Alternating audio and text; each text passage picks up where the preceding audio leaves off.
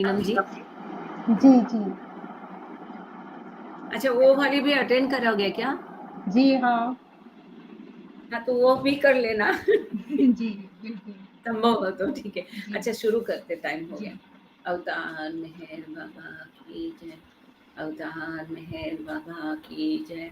अवतार मेहर बाबा की जय। प्रियतम मेहर प्रभु, हमारे बीच में आकर के आप हम सभी को आपके दर्शन तथा सहवास का आनंद देकर हमारा मार्गदर्शन कीजिए, यही आपसे गुजारिश। थैंक यू बाबा। जय बाबा। Beloved God, help us all to love you more and more, and more and more, and still yet more, till we become worthy of union with you. And help us all to hold fast to Baba's Dhamma till the very end. अवतार मेहर बाबा की जय।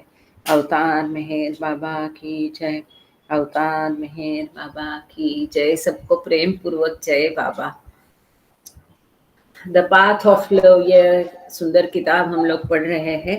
और पिछले बार इसमें जीवित मृत अर्थात living dead हम पढ़ रहे थे। और इसमें किस प्रकार से स्थितियां होती है, विज्ञान भुवन क्या है, स्थूल जगत, सूक्ष्म जगत, मनोजगत, विज्ञान जगत, और ईश्वर से एक कैसे होना है तो क्या करना है। जैसा सूरज की बाबा ने उपमा वहाँ पर दी थी, और जो स्वयंभू है सब कुछ उसी से निर्मित है। और उसके वो इल्यूस्ट्रेशन के आधार पर इसमें बाबा ने समझाया था। और कबीर का एक दोहा भी था उसमें, चढ़े तो चखे प्रेम रस और गिरे तो चकनाचूर, ये चौथी भूमिका के बारे में बताया था। और हम अभी पेज नंबर 82 में है कि वहां पर हमने इस बात पर खत्म किया था कि मस्त जो होते हैं उनको बाबा ने यहाँ पर लिविंग डेड कहा है, अर्थात जीवित मृत। क्यों? क्योंकि उनके अपने शरीर का, इस संसार का, इस जगत का भान नहीं होता है। वो ईश्वर प्रेम में इतने मस्त होते हैं, इसीलिए उनको मस्त कहते हैं, गॉड इंटॉक्सिकेटेड। तो उनको बाकी कोई भी भान नहीं रहता है, ना अपने देह का, ना इस जगत का। तो इसीलिए dying and living at one and the same time, कि जो ईश्वर के लिए मृत है या ईश्वर के लिए मरता है। ईश्वर के लिए मरना मतलब क्या है?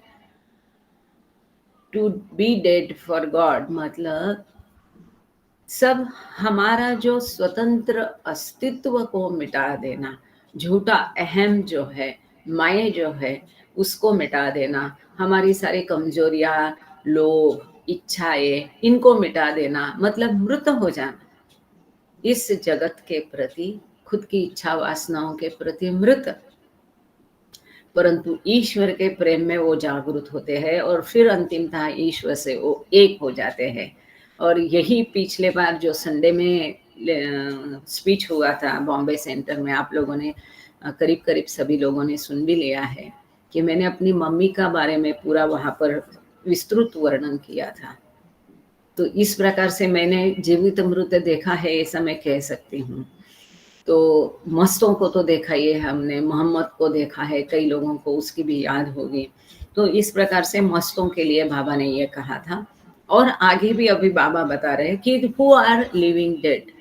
तो दूसरा एक प्रकार है मजहूब। तो इसके बारे में आज हम, इसका थोड़ा सा 2 पेजेस बाकी है, ये 82 और 83 पेज खत्म करके फिर हम आगे का जो टॉपिक है वो ले लेंगे। तो अभी हम है पेज नंबर 82 में। Although they are not a wheat, whether their bodies remain or fall, it is an established fact that their divine masti, God intoxication, neutralizes the rigors of hunger, sleeplessness, heat, cold, disease, and other onslaughts on the really carefree life led by these lovers of God. जैसा कि बाबा की style है, 5-6 line का एक ही sentence है। पहले इसको तोड़ तोड़ के हम समझ लेते हैं और फिर एक बार उसको, 1 मिनट मैं इसको एक बार क्या कहते हैं वो, फ्लाइट मोड पे डाल देती हूँ ताकि वहाँ पर कोई, मैं भूल गई थी, डिस्टरबेंस नहीं हो, कभी इको नहीं आए, वो तो पता नहीं चला। पर नीलम जी बहुत बखूबी से ये सब काम संभाल रहे हैं अभी तो।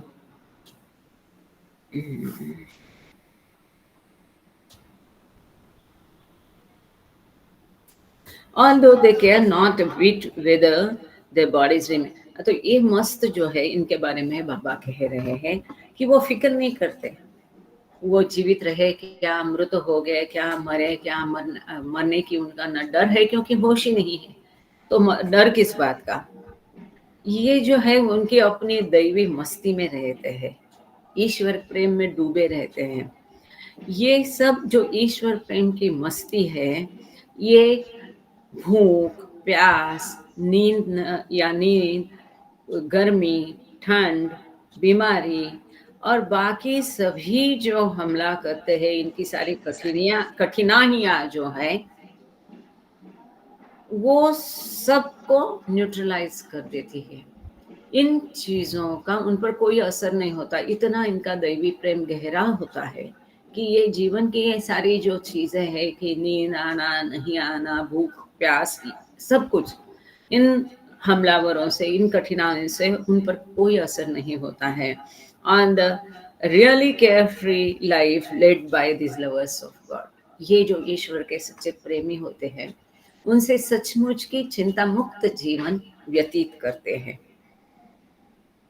एक बार वापस पहला पैराग्राफ और इसको साथ में बोल देते हैं। ये मस्त जिनके पास लगभग कोई भौतिक चेतना नहीं है और फिर भी उनके पास अच्छी तरह से काम करने वाला शरीर है, जिसके सहारे वे खाते हैं, पीते हैं, चलते हैं, सोते हैं। ये सच्चा आध्यात्मिक नायक है, स्पिरिचुअल हीरोज बाबा ने उनको कहा, जो एक ही समय में मर रहे हैं और जी रहे हैं। हालांकि उनकी ये जो स्थिति है, उन्हें इसकी तनिक भी परवाह नहीं है कि उनका शरीर रहे या गिर जाए। यह एक स्थापित तथ्य है कि उनकी दिव्य मस्ती या दैवी मस्ती या ईश्वर नशा, भूख, अनिद्रा, गर्मी, सर्दी, बीमारी और वास्तव में अन्य हमलों की कठोरता को बेअसर कर देती है। It is because the infinite power of the Vigyan Bhumika, which vibrates throughout the universe, helps them। अब बाबा इसका कारण यहाँ दे रहे हैं।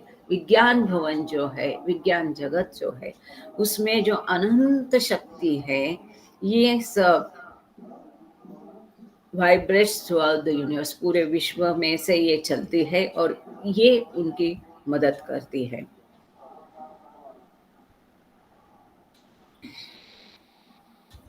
ये जो मस्त है, ये ईश्वर के लिए ऐसा लापरवाही का जीवन जीते हैं।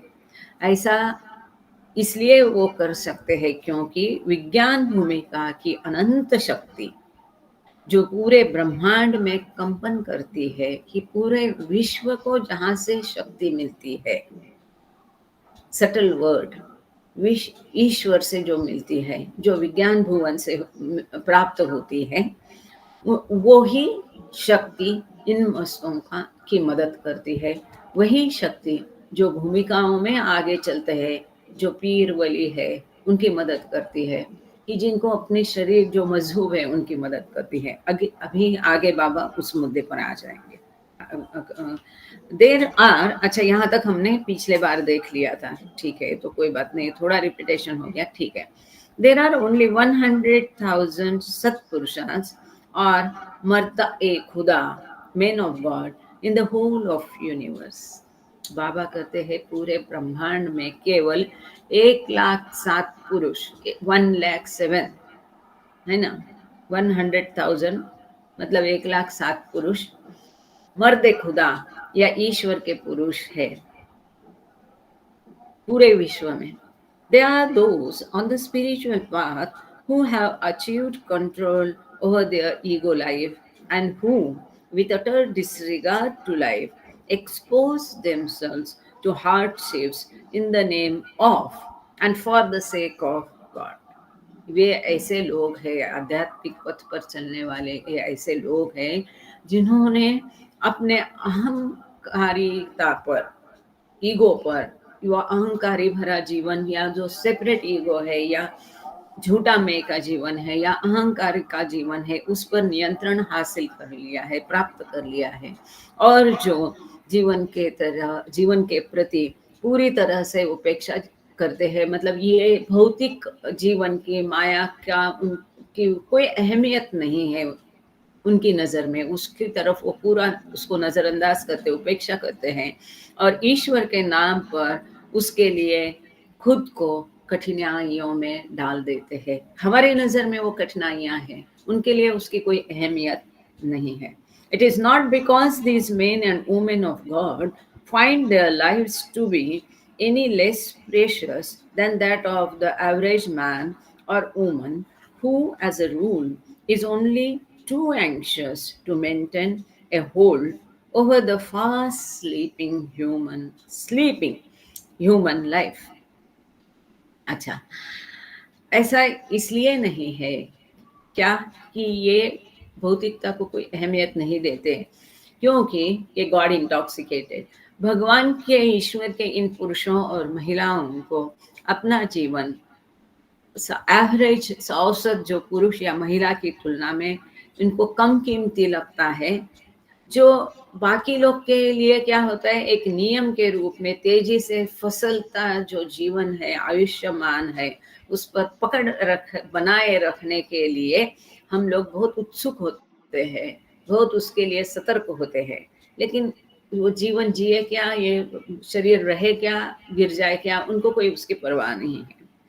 Their indifference is due to the fact that to them their love for God is far greater than their own limited existence. अपना सीमित अस्तित्व से भी उनको ईश्वर का प्रेम उनके नज़र में अधिक महत्वपूर्ण है, इसलिए वो इंडिफरेंट रहते हैं ये भौतिकता और ये भौतिक जीवन के बारे में उदास रहते हैं। It is not just a question of giving up a life here in order to gain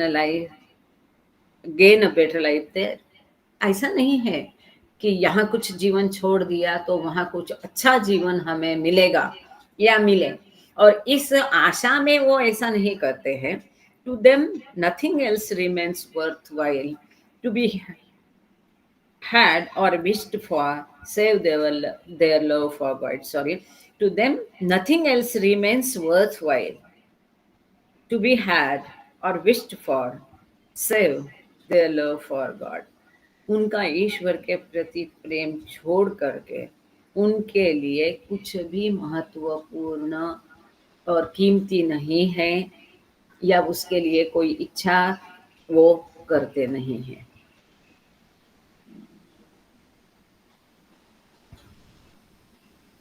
उनके लिए पाने योग्य या चाहने योग्य और कुछ नहीं है, केवल ईश्वर के प्रति जो उनके प्रेम को बचा कर रखना वो चाहते हैं। आगे बाबा कहते हैं,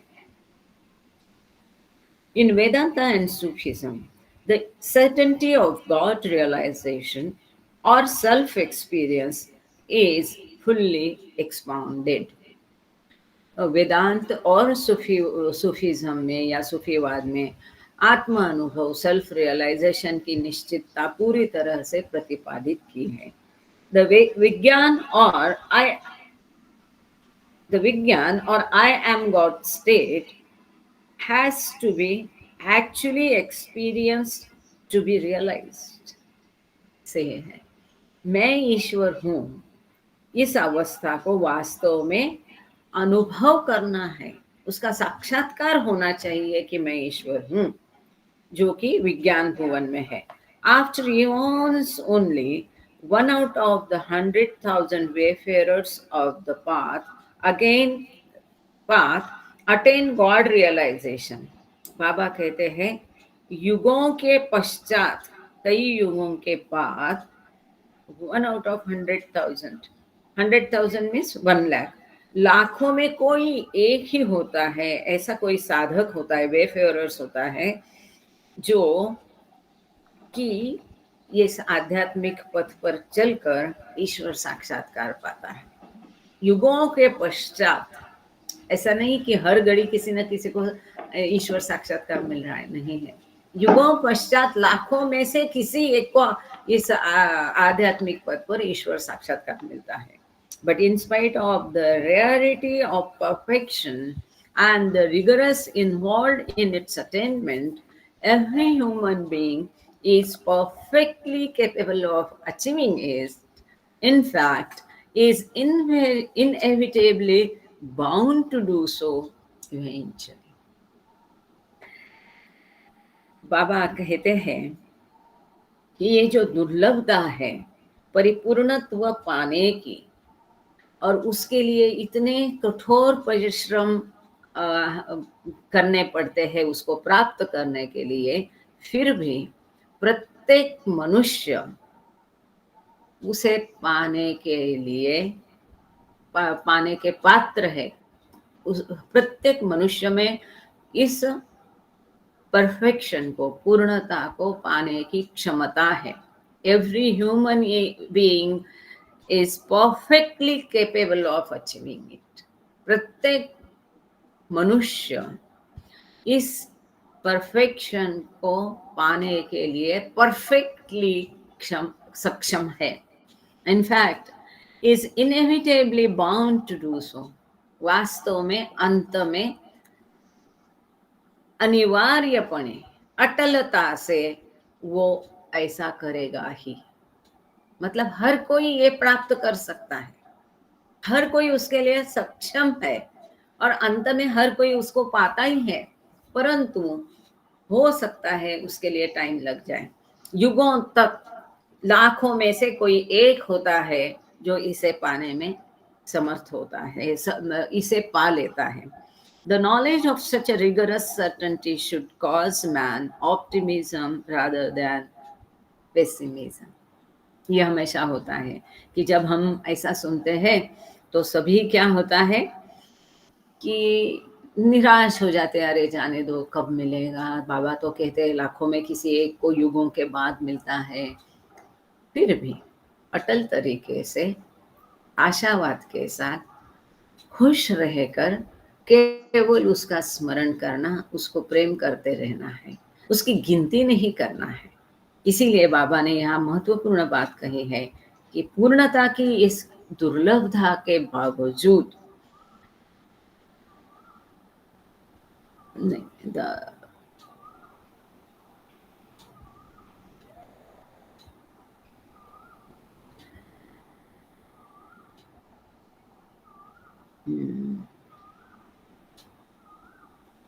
ऐसी गौरवशाली निश्चितता के ज्ञान से मनुष्य में निराशा के बजाय आशावाद पैदा होना चाहिए। मतलब ये बहुत दुर्लभ है, इसलिए निराश नहीं होना चाहिए, परंतु हमें अपने आप में आशावाद उत्पन्न करना चाहिए। The knowledge of such a glorious certainty should cause man optimism rather than pessimism. कभी कभी ये इंग्लिश वाला ये अच्छा लगता है जो एक असर लाता है, और कभी कभी हिंदी वाला असर लाता है। तो निराश नहीं होके आशावाद रखना है। In short, the God conscious मजहूब्स are conscious of nothing save the I am God state, aham brahmasmi और अनल हक।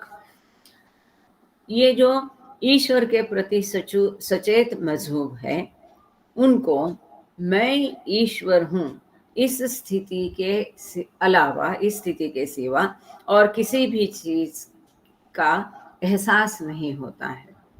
उनको कोई बाकी होश नहीं होता है, कॉन्शियसनेस नहीं होता है, केवल मैं ईश्वर हूँ, इतनी ही स्थिति का उनको कॉन्शियसनेस होता है। अनल हक या अहम ब्रह्मास्मि स्थिति का ये जो है, ये 7वीं भूमिका में जा करके ईश्वर साक्षात्कार इन्होंने प्राप्त तो कर लिया। तो मैं ईश्वर हूँ इसका अनुभव तो इन्होंने किया, लेकिन इस अनुभव के पश्चात स्वयं का कॉन्शियसनेस, होश, चेतना, और इस विश्व के प्रति उनको कोई कॉन्शियसनेस नहीं होता है। जैसे कि अभी हमने गॉड इंटॉक्सिकेटेड सोल्स या मस्त देखे हैं कि जिन जो ईश्वर प्रेम में इतने डूबे होते हैं कि केवल उनको ईश्वर प्रेम जानते हैं, बाकी दुनियादारी, इनका शरीर, इसके प्रति उनको कोई चेतना नहीं होती है। ठीक उसी प्रकार एक बार ईश्वर साक्षात्कार प्राप्त कर लिया तो केवल मैं ईश्वर हूँ इस आनंद की स्थिति में डूबे रहते हैं। उनको अपना शरीर और इस भौतिक जगत का कोई भान नहीं रहता है। उनको मजहूब कहते हैं, या क्या हम वेदांत में क्या शब्द है, ब्रह्मीभूत कहते हैं। ये इनको कोई ड्यूटी नहीं दी गई होती है। इसलिए वो जो अपनी अनंत शक्ति, अनंत ज्ञान, अनंत आनंद, ये तीन पहलू का वो केवल उपभोग लेते हैं, स्वयं आनंद लेते हैं, परंतु दूसरों के लिए वो उपयोग उसका नहीं कर सकते, क्योंकि दूसरों के लिए उपयोग करने के लिए दूसरों के बारे में, स्वयं के शरीर के बारे में चेतना होनी चाहिए, जो उनमें नहीं है। और उन्हीं को बाबा लिविंग डेड या जीवित मृत कहते हैं। They are oblivious of their bodies, which continue to exist in all the three spheres, gross, subtle and mental. वे अपने शरीर के बारे में बेखबर होते हैं, उनको कोई चेतना नहीं रहती है। जो स्थूल, सूक्ष्म और मानसिक मनोभुवन तीनों क्षेत्रों से, तीनों जगत में विद्यमान रहता है। उनका शरीर जो है वो स्थूल, सूक्ष्म और मनोभुवन तीनों जगत में होता है, परंतु उस शरीर के प्रति वो बेखबर होते हैं। ना ही उनको स्थूल जगत का भान होता है, ना ही उनको सूक्ष्म जगत का भान होता है, ना ही उनको मनोजगत का भान होता है। Being in the eternal and infinite Vigyan Bhumika, their bodily existence is automatically and spontaneously sustained by their own divinity. अब ये फर्क है। यहाँ पर हमने मस्तों के बारे में देखा कि विज्ञान भुवन में जो अनंत शक्ति है उसके द्वारा उनके मस्तों के शरीर की केयर ली जाती है, वो शक्ति के आधार पर इनका शरीर चलता है। अब यहाँ महत्वपूर्ण फर्क बाबा इसमें बता रहे हैं कि शाश्वत और अनंत विज्ञान भूमिका में होने के कारण ये स्वयं अभी विज्ञान भूमिका है, और विज्ञान भूमिका वो है जो अनंत अमर्याद शक्ति का क्षेत्र है, जगत है। जैसे सूक्ष्म जगत है, प्राण जगत है, मनोजगत है, मन का जगत है, ऐसे विज्ञान जगत या विज्ञान भुवन है, वो अनंत शक्ति का जगत है। वहां पर वो स्वयं जो मजहूब है, ईश्वर साक्षात्कार प्राप्त करने के पश्चात ना ही वो स्थूल में होते हैं, ना ही सूक्ष्म जगत में, ना ही मनोजगत में, परंतु उनका वास्तव्य या वो होते हैं विज्ञान भवन में होते हैं, और अनंतता से शाश्वत रीत्या। और इसी के कारण, क्योंकि वो अभी ईश्वर हो गए, उनको उसका साक्षात्कार हो गया, तो शाश्वत और अनंत विज्ञान भूमिका में होने के कारण उनका शारीरिक अस्तित्व स्वचलित रूप से और सहज रूप से उनकी अपनी दिव्यता द्वारा कायम रहता है। वो खाते पीते उठते बोलते सब हमारे जैसे है, शरीर दिखता है, परंतु उसके शरीर के बारे में उनको चेतना नहीं है।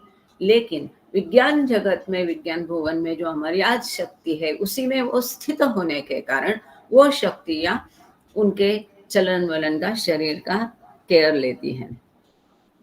For some time after merging into the sun, they actually remain alive in the world. They continue to breathe, eat, drink, sleep, and do what an ordinary man can do. अब सूर्य में विलीन होने के बाद, ऐसा बाबा ने यहाँ कहा, मतलब ईश्वर में विलीन होने के बाद, मतलब ईश्वर साक्षात्कार प्राप्त करने के बाद। क्योंकि इस टॉपिक के शुरू में ही बाबा ने कहा था कि हम उदाहरण के द्वारा ईश्वर को समझेंगे, और सूर्य मतलब ईश्वर, ऐसे वहां पर बाबा ने एक एनालॉजी ली थी कि जैसे सभी चीजें सूर्य से निकलती है, उसके प्रकाश के कारण सब कुछ है, वैसे ही ईश्वर से सब कुछ निर्माण होता है। तो इसी प्रकार यहाँ पर बाबा ने मजहूब के लिए कहा है कि सूर्य में विलीन होने के बाद, मतलब ईश्वर साक्षात्कार के बाद कुछ समय तक वे, मतलब मजहूब, वास्तव में संसार में जीवित रहते हैं। वे सांस लेना, खाना, पीना, सोना और यह सब सामान्य जो गतिविधियां जीवन की होती है वो करना जारी रखते हैं, जो एक सामान्य आदमी कर सकता है। और वो किसके बलबूते होता है? चूंकि वो विज्ञान भवन में होते हैं, विज्ञान भवन की अमर्याद शक्ति के कारण ये सब ऑटोमेटिक स्वचालित रूप से होता रहता है। They are truly the living dead, for they are dead to the world, and yet to themselves are alive for all the time. बाबा कहते हैं ये वास्तव में मृत जीवक है, वास्तव में जीवित मृत है या मृत जीवक है, क्योंकि वे दुनिया के लिए तो मर चुके हैं, क्योंकि दुनिया का अस्तित्व उनके मायने नहीं रखता है। दुनिया का भान उन्हें नहीं है, अपने शरीर का भान नहीं है, इसलिए दुनिया के लिए वो मर चुके हैं। फिर भी स्वयं के लिए हमेशा के लिए जीवित है। क्यों? क्योंकि अब मैं ईश्वर हूँ यह अनुभव होने के पश्चात वो तो अनंत शाश्वत अस्तित्व उनका हो गया, इसीलिए वो जीवित है। स्वयं के लिए मतलब ईश्वरत्व के लिए, अपने अंदर के ईश्वरत्व के लिए, जो स्वयं अभी ईश्वर बन गए तो वो अनंत काल तक शाश्वत है। तो वो कैसे मर सकते हैं? उनका ईश्वरत्व थोड़ी मरेगा। तो वो अनंत काल तक जीवित है, केवल दुनिया के लिए मृत है, मतलब दुनिया की कोई खबर उनके लिए कोई मायने नहीं रखता है। They are the perfect ones who have consumed death itself and about whom Kabir says, तन त्यागे तन रहे, तन राखे तन जाए, यही अचंबा हमने देखा, मादा काल को खाए। अब यहाँ इंग्लिश इसका दिया है, पर इंग्लिश उसका गलत ट्रांसलेशन है, इसलिए उसको नहीं मिटाते, उसको नहीं पढ़ के आगे चलते। The marvel of it is that the truly dead annihilate death itself. अब यहाँ पर बाबा कहते हैं कि ये ऐसे जो सिद्ध लोग हैं जिन्होंने स्वयं मृत्यु को भस्म कर दिया है और जिनके बारे में कबीर कहते हैं ये वास्तव में जीवित हैं, उनके बारे में they are the perfect ones, ये परिपूर्ण ऐसे लोग हैं कि उनके बारे में कबीर कहते हैं, तन त्यागे तन रहे, तन राखे तन जाए, यही अचंबा हमने देखा, मदा काल को खाए। अर्थात शरीर छोड़ दो और या बना रहेगा, इसे बनाए रखने का प्रयास करो, यह चलता जाएगा। इसका तन त्यागे तन रहे, शरीर रहे क्या, त्याग दिया क्या, तन राखे तन जाए, शरीर को रख लिया क्या, शरीर गया क्या, यही अचंबा हमने देखा। हमने यही अचंबा, ये तो हिंदी और समझाने की जरूरत नहीं, कबीर का तो सब हिंदी में ही है, बोली चाली की हिंदी में अच्छे से समझे। हमने यही अचंबा अचरज देखा, मदा काल को खाए। अब इसको कौन बताएगा? नेहा जी है क्या? मादा काल को खाए, ये मेरी समझ में नहीं आया। यहाँ पर दिया है give up the body and it will remain, try to retain it and it will go. आप उसको रखने की भी कोशिश करते हैं तो भी शरीर तो जाएगा। अब ये मदा या मादा है, इसके ऊपर जो शब्द है उसके ऊपर इसका अगर किसी को समझ में आता है तो बता देना। मदा काल को खाए कि ये जो ईश्वरी प्रेम ये काल को भी खत्म कर देता है, ऐसा भी इसका अर्थ हो सकता है। Anyway, the last sentence of this topic, the marvel of it is that the truly dead annihilate death itself. इसका आश्चर्य यह है कि जो वास्तव में, जय बाबा, एक मिनट, जो वास्तव में मृत्यु को नष्ट कर देते हैं।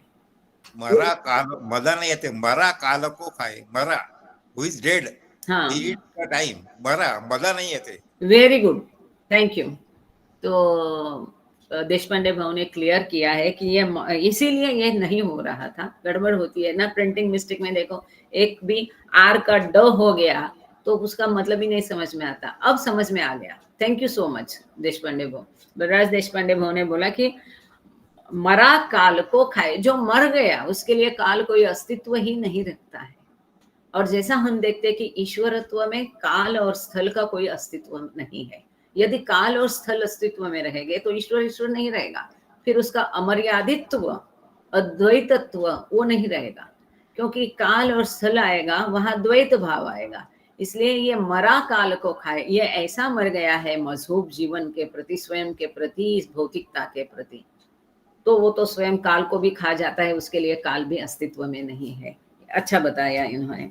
और आगे बाबा कहते हैं इसका आश्चर्य यह है कि वास्तव में मृत मृत्यु को नष्ट कर देते हैं, वो स्वयं काल को भी नष्ट कर देते हैं और मृत्यु को भी नष्ट कर देते हैं। अब उनके लिए जीवन, मृत्यु, जन्म, मरण ये कुछ भी अस्तित्व नहीं है, क्योंकि वो लिविंग डेड है। ये वास्तव में ईश्वर के लिए मर गए हैं और ईश्वर में जीवित है। इसीलिए ये लिविंग डेड ये सुंदर टॉपिक था, यहाँ पूरा हो चुका है। अपन तुरंत ही आज ऐसे हमारे पास समय की थोड़ी कमी है जरा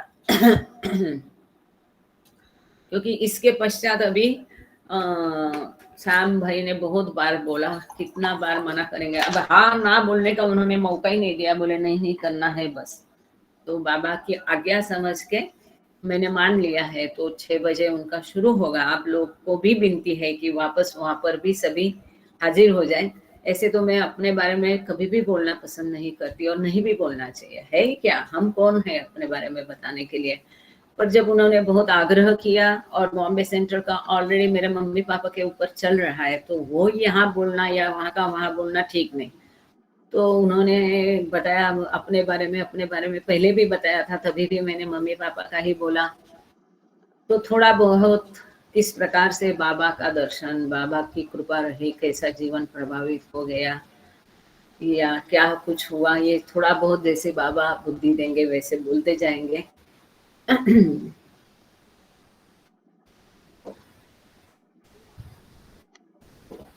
यहाँ प्रेयर आरती करके हम तुरंत वहां सभी लोग, उनका जूम पर रहता है, आपको लिंक मिल गया होगा, जूम आप लोगों के पास डाउनलोड भी होगा। तो उसका पासवर्ड है बाबाज लव, सब स्मॉल में है, BABASLOV, बाबाज लव करके है, और उसका आईडी भी दिया है। अभी हम आगे का planes of consciousness in the next incarnation, मतलब क्या, हाँ देशपांडे भाऊ का हैंड रेज। इसी को भगवत कथा कहते हैं। भागवत कथा इसी को कहते हैं, भागवत कथा। तो भगवान का जो इसका एक्सपीरियंस है, वो एक्सपीरियंस है, उसको भागवत कथा कहा जाता है। अच्छा लेकिन क्या हुआ है आजकल, एक मतलब थोड़ा सा ये होगा कि अभी मैं वहां गई तभी भी बोल रहे थे, अरे अब इनके कितने दिन बचे हैं तब तक सुन लो। अब आजकल कोई इसी प्रकार ये कर रहा है, तो मुझे भी लगने लगा कि चलो अंतकाल नजदीक आ रहा है तो फिर बताने में कोई बात नहीं। एनीवे अच्छा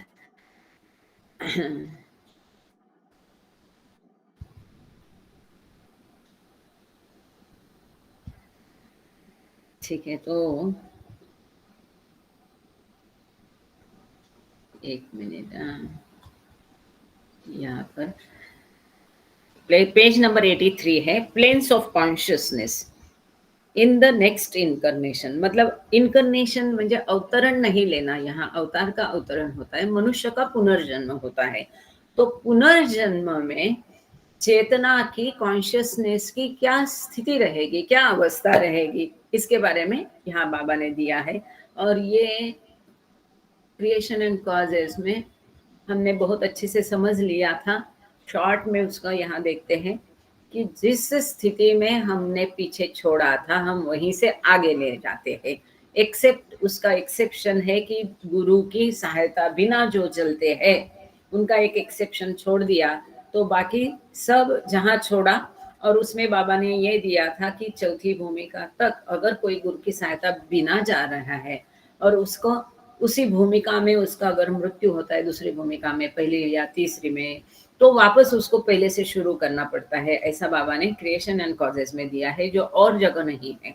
खैर, यहाँ अब जो बाबा ने दिया उसको पढ़ते हैं कि किस तरह का कॉन्शियसनेस होगा अपना अगले जन्म में। डू पर्सन्स, ये महत्वपूर्ण है ही और सबको इसके ये भी रहती है कि क्या होगा, उत्सुकता जानने की। Do persons on the spiritual planes of consciousness take birth having consciousness of the same plane? आध्यात्मिक भूमिका पर अगर कोई व्यक्ति है और उसकी मृत्यु हो जाती है, तो अगले जन्म में वो उसी भूमिका में जन्म लेता है क्या? ऐसा सवाल है। यस, बाबा ने यहाँ कहा yes, but the consciousness is very gradual. Baba कहते हैं चेतना जो है उसका प्रगल्भ होना वो बहुत बहुत बहुत धीमा है, बहुत ज्यादा स्लो है। As when a person of gross consciousness dies and is reborn with consciousness of the gross world, बाबा ने कहा बिल्कुल, अगर कोई सूक्ष्म भूमिका में उसकी मृत्यु हो जाती है, सूक्ष्म जगत में, सूक्ष्म भूमिका में मतलब पहले से 4, वापस उसका जन्म होगा वो सूक्ष्म जगत में ही होगा। परंतु आगे इसके बारे में बाबा ने स्पष्टीकरण दिया है कि वो भान उसको धीरे धीरे आएगा, और उसके लिए बाबा ने एक छोटे बच्चे का उदाहरण भी दिया है। तो बाबा ने यहाँ कहा है कि अगर कोई स्थूल जगत में उसका मृत्यु होता है और वापस स्थूल जगत में वो पैदा होगा, the child gradually becomes aware as it grows, ये बहुत महत्वपूर्ण है, as it grows older of the same old gross world according to past experiences of the gross। अब मानो हम सब स्थूल जगत के लोग हैं, किसी भी स्थूल जगत में मृत्यु होती है, उसका पुनर्जन्म होगा, लेकिन पुनर्जन्म हुआ तो भी अब पहले जन्म में मानो उसने डॉक्टरेट भी कर लिया हाँ, ये देखो, हाँ, ये समझ लेंगे उदाहरण तो अपने आप सब कुछ समझ में आ जाएगा इस विषय में, कोई मतलब डाउट ही नहीं रहेंगे।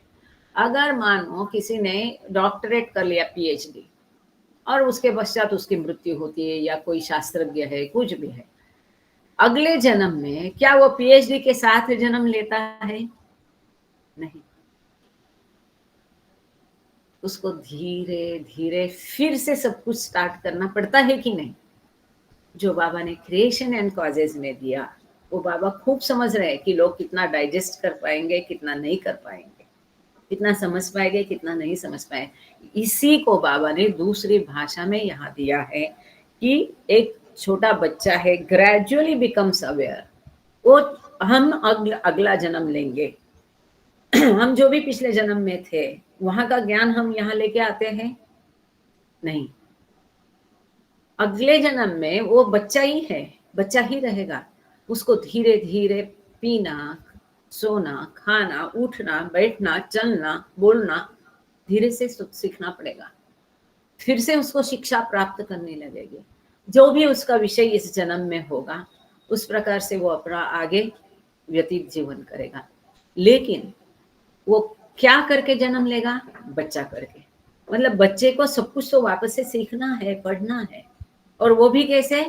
धीरे धीरे, बहुत ग्रेजुअली, धीरे धीरे वो इस स्थिति के बारे में सचेत बनेगा, अवेयर बनेगा। ये बच्चे को कुछ भी पता है? गर्मी क्या, धूप क्या, आग क्या, पानी क्या, वो तो आग को भी पकड़ने जाता है।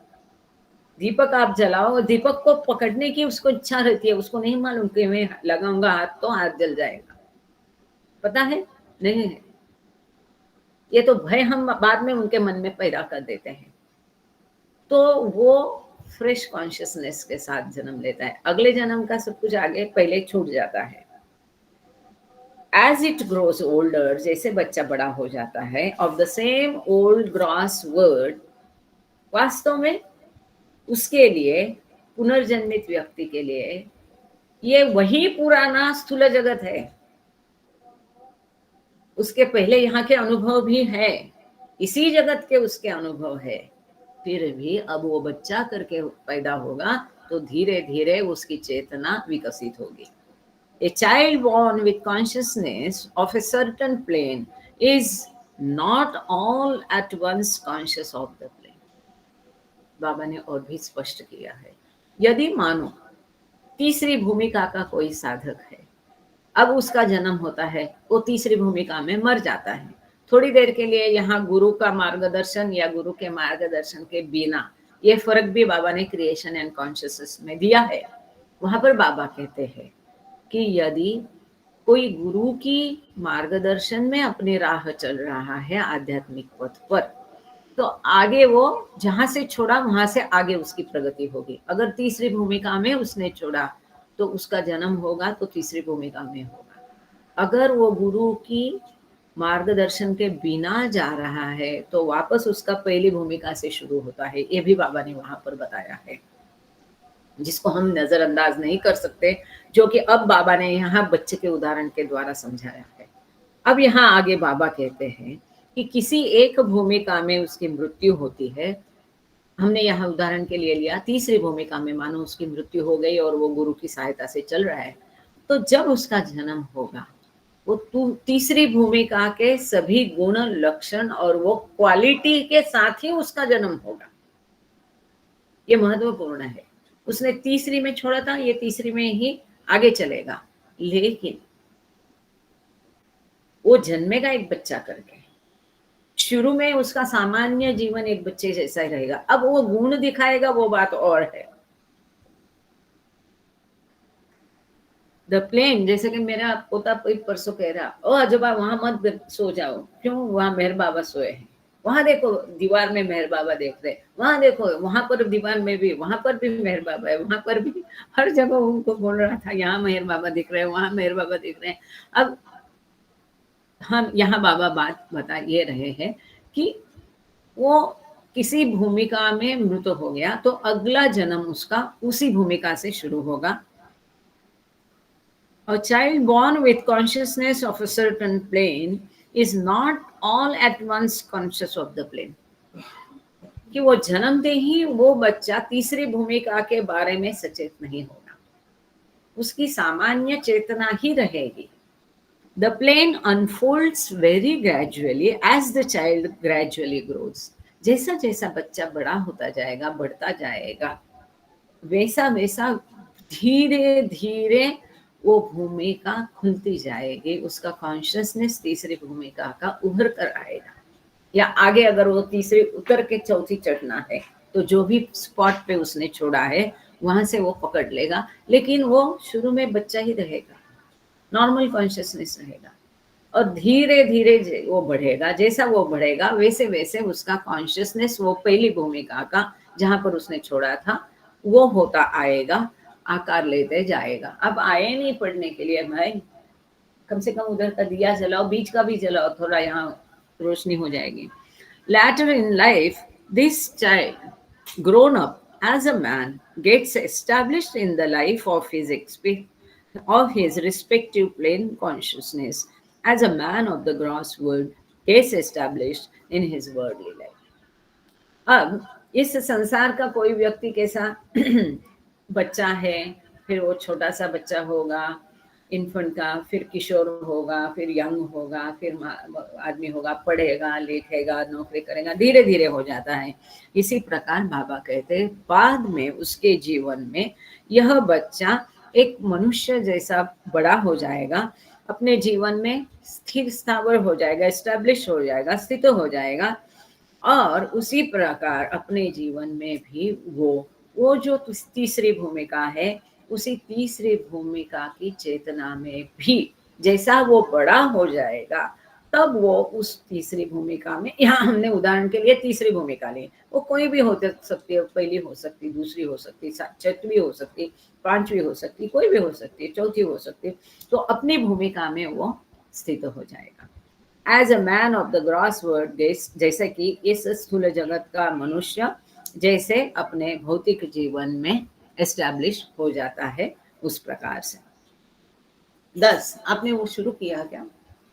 अब प्लीज 2 काम करो, ये दरवाजा बंद करो तो उधर की आवाज इधर नहीं आएगी। आप गाना वाना बोल दो तब तक बीच, हाँ दैट इज ओके। पैसेज का लाइट भी लगाओ और दरवाजा भी बंद करना प्लीज।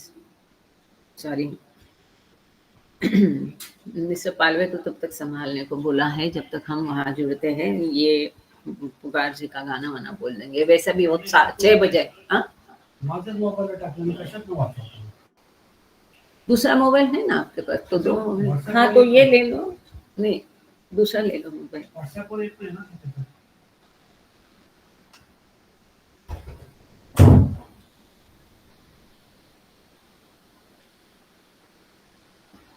जैसे कि इस भौतिक जगत का मनुष्य एस्टैब्लिश होता है, उसी प्रकार वो अपनी भूमिका में स्थित होगा।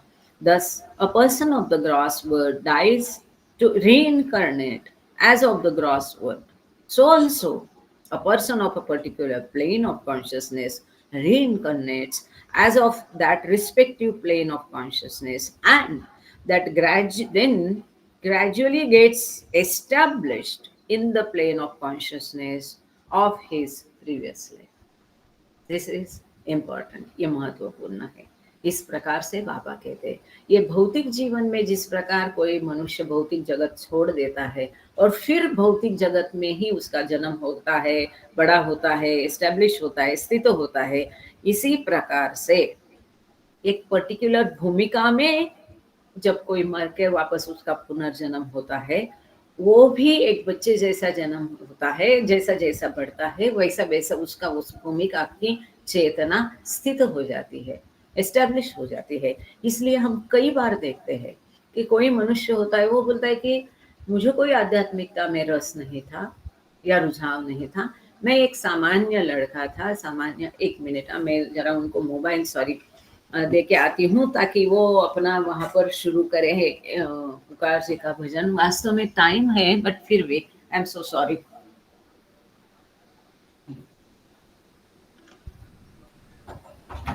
हवाई का मोबाइल देऊ का? हाँ हो महाराज।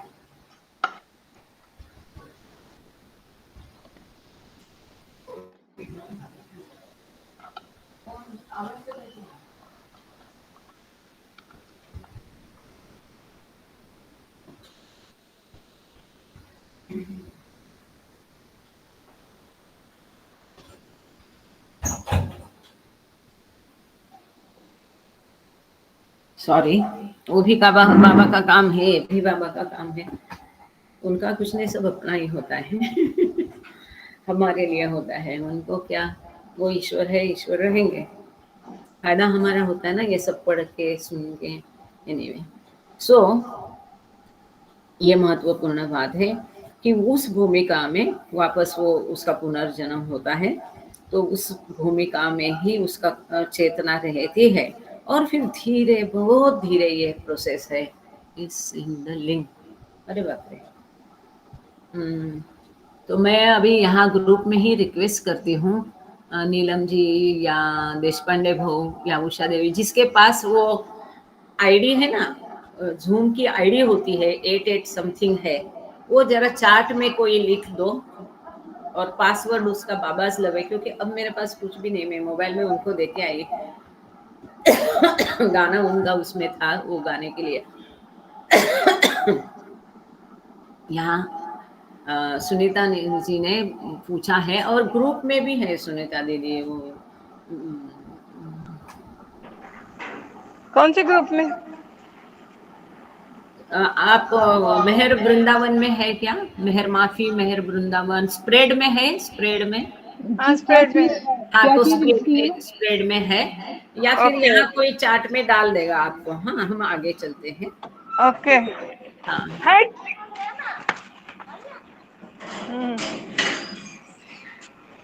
तो उस रिस्पेक्टिव प्लेन में, उस भूमिका के चेतना में उसका जन्म होता है, लेकिन उसकी जो विकास है वो बहुत बहुत धीमे होता है और धीरे धीरे वो उसमें एस्टैब्लिश होता है, स्थित हो जाता है। और वो फिर अपने पहली जीवन काल में जिस चेतना के स्तर पर था, उस चेतना के स्तर पर जैसे जैसे वो बड़ा होगा वैसा आ जाता है। तो ये हम देख रहे थे कि कई बार हम देखते हैं कोई कहता है कि अरे मुझे तो आध्यात्मिकता में कोई रस नहीं था, कोई ये नहीं था, अचानक मेरे जीवन में ऐसा हो गया और मैं ऐसा अचानक वगैरह कुछ नहीं होता है। ये सब उसका पहले जन्म का। आप लोग अभी कभी ना कभी, किसी को बाबा के पास आने में 14 साल लगते हैं, 18 साल लगते हैं, किसी को 2 साल लगते हैं, कोई तुरंत आ जाता है, किसी ने सुना होता है लेकिन आने में देर लगता है। तो ये सब उसके संस्कार, उसके चेतना का स्तर, उसके पहले जन्म में जो भी उसने अपने पहले जन्म में जो कुछ परिश्रम किए हैं उसके ऊपर निर्भर है कि अगले जन्म में कितना जल्दी उसको सब कुछ ये वापस प्राप्त होगा।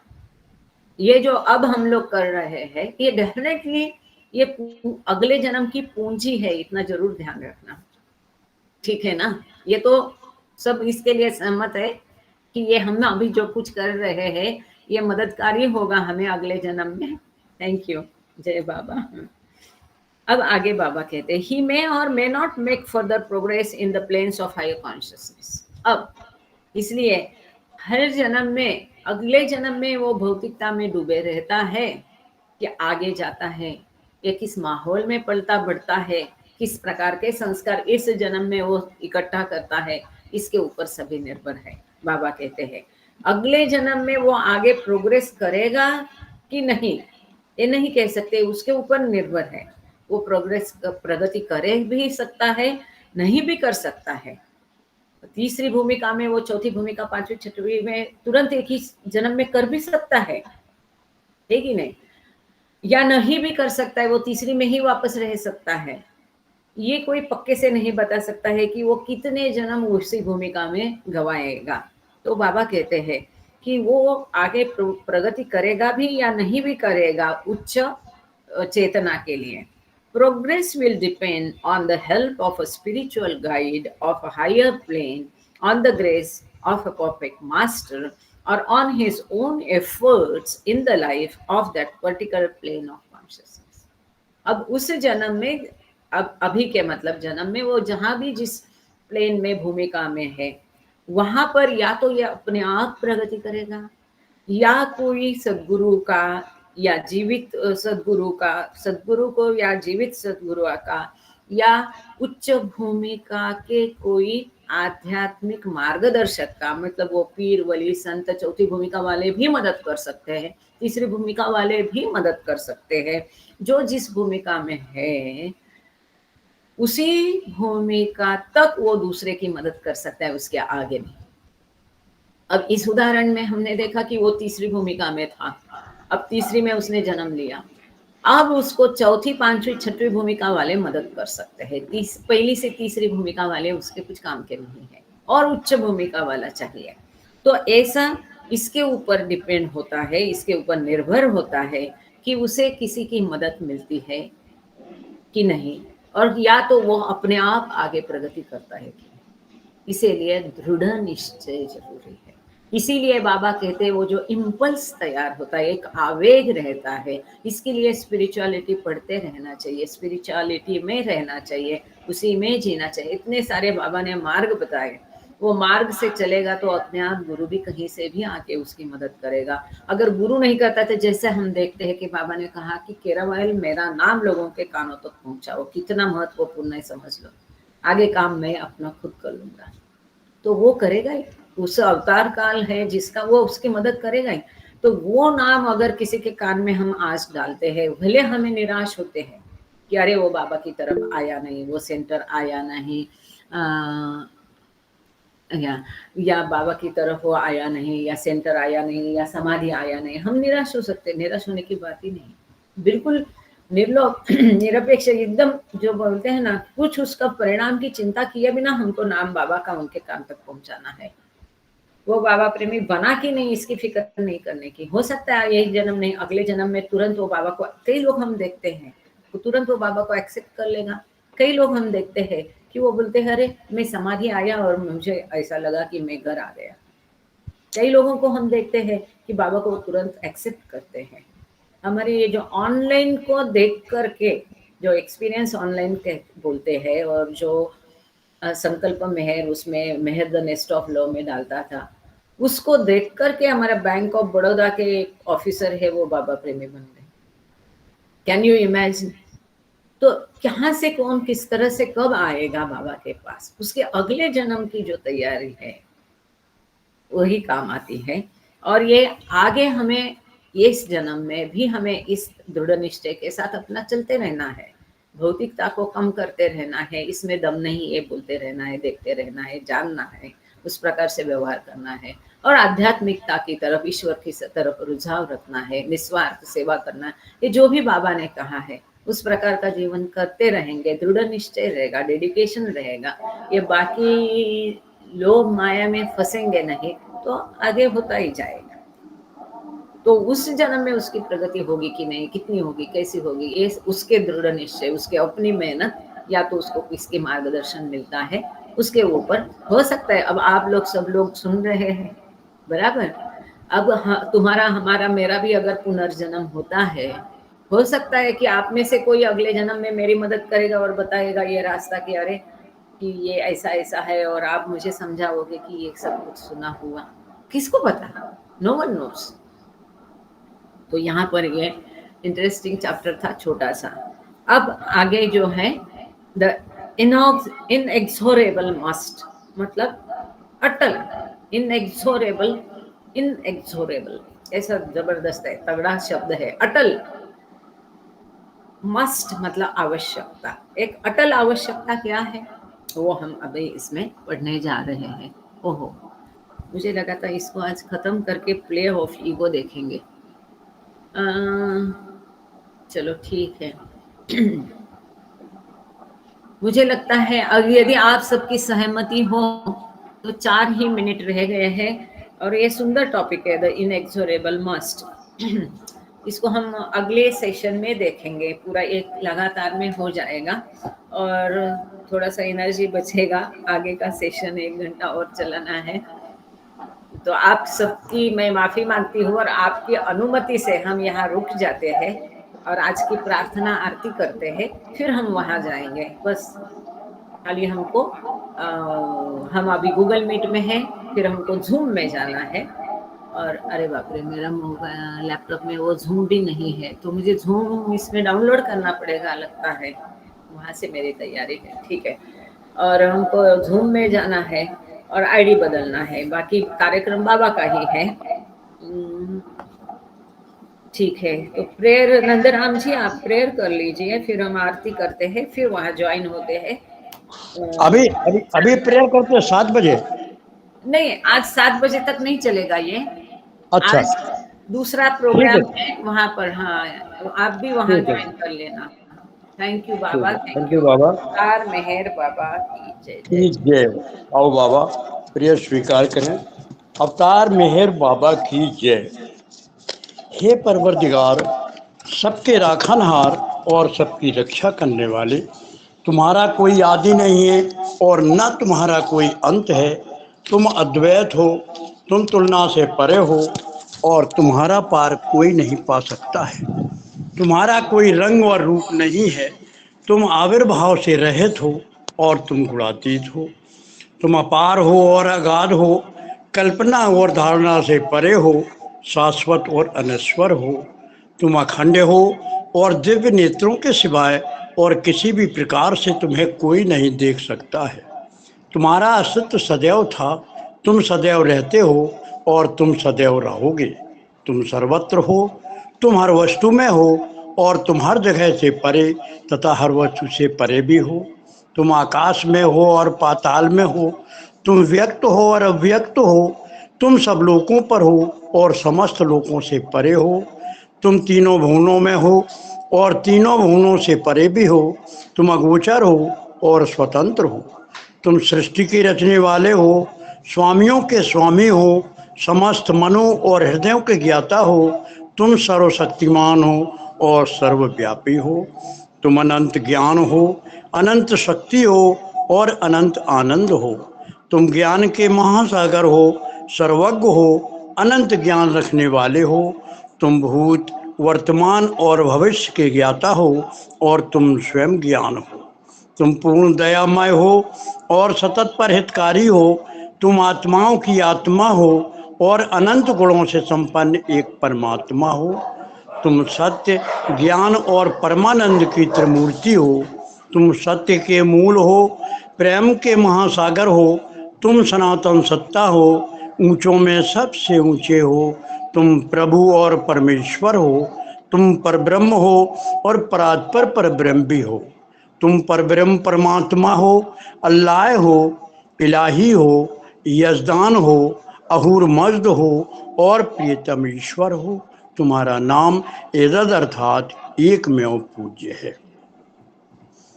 हे असीम दया के निधि प्रभुराज, हम अपने सब पापों के लिए पश्चाताप करते हैं।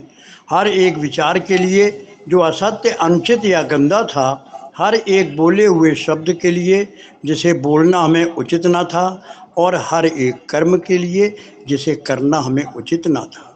स्वार्थ से प्रेरित हर एक कर्म, शब्द और विचार के लिए तथा द्वेष प्रेरित हर एक कर्म, शब्द और विचार के लिए हम पश्चाताप करते हैं।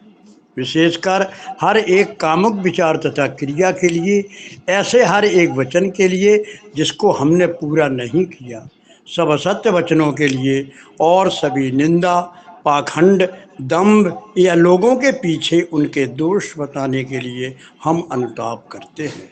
और खासकर दूसरों का नाश करने वाले हर एक कर्म के लिए, दूसरों को दुख देने वाले हर एक शब्द तथा कर्म के लिए तथा दूसरों पर दुख गिरने की इच्छा करने के लिए हम अनुताप करते हैं।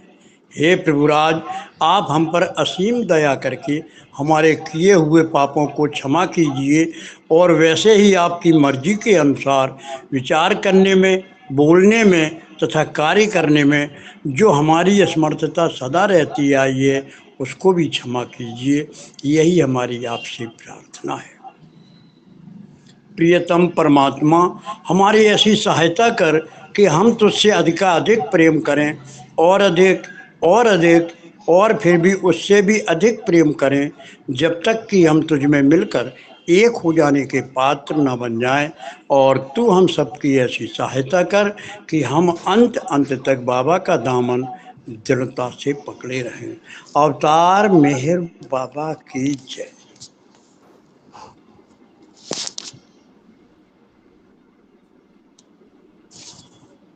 जय बाबा. अरुणा ताई सुरू जय करा. जय बाबा. जय बाबा. आवाज येतोय माझा?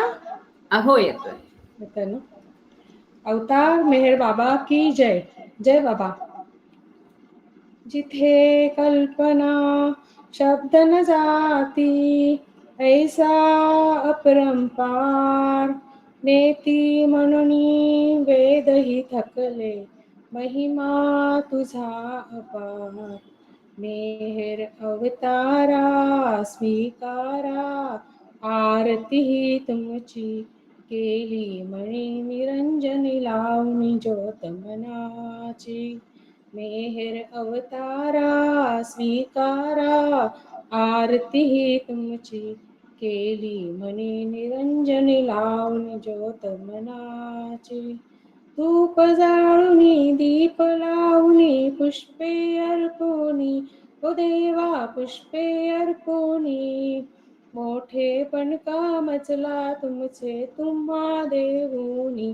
मेहर अवतारा स्वीकारा, आरती ही तुमची केली मणी निरंजनी लावणी ज्योत मनाची. तुम्हीच कारक तुम्हीच तारक, आदि तुम्ही अंती, ओ देवा आदि तुम्ही अंती. तुमच्या समूह तुम्हीच देवा, दुसरी नावती. मेहर अवतारा स्वीकारा, आरती ही तुमची केली मणी निरंजनी लावणी ज्योत मनाची. तुमची माया सर्व चराचरी, छाया ही तुमची, ओ देवा छाया ही तुमची. अनंत तुम्ही तोळी न कळे वर्णावी कैची. मेहर अवतारा स्वीकारा, आरती ही तुमची केली मणी निरंजनी लावणी ज्योत मनाची. माझा मचला ठावन महिमा, सांगू तव कैसा, ओ देवा सांगू तव कैसा.